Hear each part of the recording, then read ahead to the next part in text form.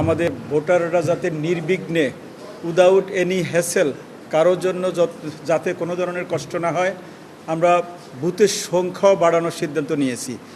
আগামীকাল আপনাদেরকে প্রকৃত সংখ্যাটা আবার জানিয়ে দেব। এরপরে আপনারা জানেন আমাদের গতকাল অনুষ্ঠিত হয়েছিল জিএস ডিবেট, আজকে এখন চলতেছে টিএসসিতে বিপি ডিবেট। এর মাধ্যমে আমাদের শিক্ষার্থীদের মাঝে এবং প্রার্থীদের মাঝে তাদের যে বিভিন্ন এজেন্ডা, তাদের যে বিভিন্ন কর্মসূচি, সেগুলো সবাই জানতে পারতেছে। তাদেরকে নানা ধরনের প্রশ্ন করে তাদের কাছ থেকে উত্তর নেওয়ার চেষ্টা করতেছে। এরপরে আমাদের বিশেষ করে সাইবার বুলিং এবং আরও যেই অভিযোগগুলো আসতেছে সেগুলো নিয়ে আমরা দিনরাত কাজ করছি। আমরা চেষ্টা করতেছি এই জিনিসটাকে কত কমিয়ে আনা যায়। আমরা বিটিআরসি থেকে আরম্ভ করে আমাদের বিভিন্ন সাইবার অপরাধ নিয়ন্ত্রণ সংস্থার সাথে আমরা কন্টিনিউয়াসলি যোগাযোগ করতেছি। আমরা এর ভিতর অনেকগুলো নোটিশ করতেছি আমাদের ঢাকা ইউনিভার্সিটির ওয়েবসাইটে, যে কোনোভাবে হোক এই প্রোপাগান্ডা যাতে জিরোতে নিয়ে আসা যায়।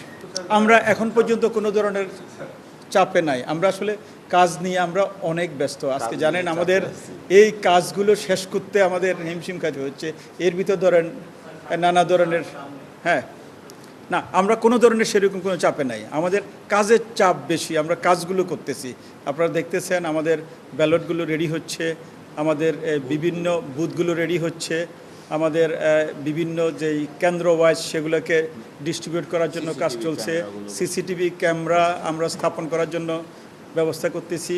আমরা প্রয়োজনে আমরা সেই দিকটাও বিবেচনা করতেছি, আমাদের মানে যত স্বচ্ছতা আনা যায় সেই বিষয়গুলো নিয়ে আমরা দেখছি। যে সমস্ত কার্ডগুলোর কথা বলা হয়েছে সেটা কেবলমাত্র একজন ভোটারের ভোট কেন্দ্রে প্রবেশের জন্য প্রযোজ্য। ওইটা ভোট দেওয়ার জন্য ওইটা যথেষ্ট না। ভোট দেওয়ার জন্য ভোটারের ছবিসহ, ভোটার নাম্বার, তার আইডি সহ আমাদের কাছে ভোটার তালিকা আছে। ফলে এটা আমরা শারীরিকভাবেই তাকে আইডেন্টিফাই করব যে ছবি আছে, যে নাম আছে, তার সাথে যে ব্যক্তিটি ওখানে গেছে তার মিল আছে কিনা। যদি মিল থাকে কেবলমাত্র তখনই সে ভোট দিতে পারবে। অর্থাৎ কেন্দ্রে ঢোকা আর বুথে ঢোকা এই দুটোর মধ্যে পার্থক্য আছে। যে মুহূর্তে আমরা দেখব যে এই ভদ্রলোক বা এই শিক্ষার্থীটা আমাদের ভোটার না, কিন্তু কেন্দ্রে ঢুকেছে, সাথে সাথেই তাকে আমরা যে দায়িত্বপ্রাপ্ত আইন শৃঙ্খলা রক্ষাকারী যে সমস্ত প্রতিষ্ঠান ব্যক্তি কাজ করবে তার কাছে এটা হস্তান্তর করবে। এটা একটা সাইবার স্পেস, যে সাইবার স্পেসটার নিয়ন্ত্রণ বিশ্ববিদ্যালয়ের তো নয়, বাংলাদেশের কাছেও এটার নিয়ন্ত্রণ নেই।